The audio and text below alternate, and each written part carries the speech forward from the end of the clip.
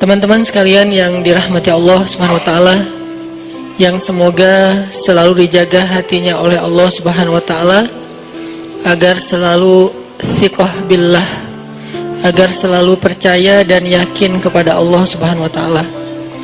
Karena kelemahan kita itu berawal saat kita mulai meragukan Allah. Dalam segala dinamika hidup, kita selalu butuh Allah. Kita butuh Allah ketika Allah kasih kita ujian, bahkan tetap kita butuh Allah ketika Allah kasih kita nikmat. Kalau kita butuh Allah saat diuji, agar kesabaran kita terjaga. Karena orang yang tidak ditemani atau dibersamai oleh Allah Subhanahu wa taala ketika dia sedang diuji, maka dia akan mudah untuk berkeluh kesah, bahkan berputus asa. Kebersamaan Allah kepada dia saat dia diuji itu adalah Allah Subhanahu wa taala menghibur hatinya. Allah Subhanahu wa taala menenangkan hatinya.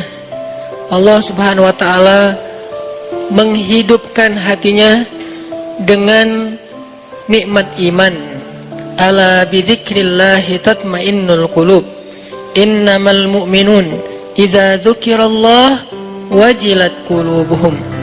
Bukankah dengan mengingat Allah hati menjadi tenang? Dan orang yang beriman apabila diingatkan dengan nama Allah, disebut nama Allah, maka hatinya akan bergetar. Ini bentuk Allah membersamai hambanya ketika dia dalam keadaan diuji. Allah menghiburnya dengan kalimat, alam yajidka yatiman fa'awa wa wajadaka dhallan fahada wa wajadaka ailan fa'aghna. Allah menghiburnya dengan kalimat, inna a'tainakal kautsar. Allah menghiburnya dengan kalimat, kalla saya'lamun summa kalla saya'lamun. Allah menghiburnya dengan kalimat, la tahzan innallaha ma'ana. Ini adalah ketika Allah membersamai seorang hamba saat dia dalam keadaan diuji. Allah membersamai hamba juga ketika dia dalam keadaan diberi nikmat.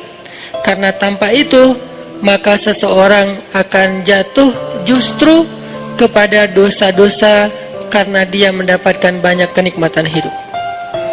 Kalau Allah Subhanahu wa taala tidak menjaga dia saat dia diberi nikmat, maka nikmat itu justru menjadi jalan bagi dia untuk terjerumus kepada banyak dosa. Justru nikmat itulah yang menjadi penghalang bagi dia untuk mengingat Allah. Karena dia sibuk menikmati hidupnya, akhirnya dia terhalang dari mengingat Allah tepat waktu. Sibuk menikmati hidupnya, terhalang dari Allah untuk bangun tengah malam. Karena dia tidurnya larut. Kenapa tidur larut? Karena terlalu banyak yang harus dia nikmati sebelum tidur. Dia bisa makan-makan, dia bisa jalan-jalan, dia bisa ngopi, dia bisa ketemu teman, dia bisa belanja. Bahkan dia nunggu midnight sale untuk bisa menghabiskan nikmat yang Allah kasih kepada dia.